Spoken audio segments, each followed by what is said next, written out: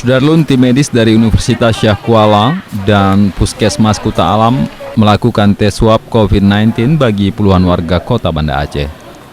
Tes swab gratis ini dilakukan terhadap masyarakat dalam status orang dalam pemantauan serta petugas maupun pegawai pemerintah yang beraktivitas langsung dengan masyarakat.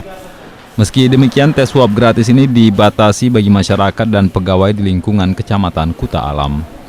Tes serupa juga akan diberlakukan pada kecamatan lainnya di kota Banda Aceh dan peserta yang mengikutinya harus menyertai diri dengan data kependudukan. Dipusatkan di Puskesmas Kuta Alam. Sasaran yang pertama adalah masyarakat yang status sebagai ODP, kemudian yang potensial terhadap kasus COVID ini adalah yang penyakit penderita komorbid. Kemudian tenaga kesehatan biar rentan dengan pelayanan kesehatan. Dari Banda Aceh, Henry, Serambion TV.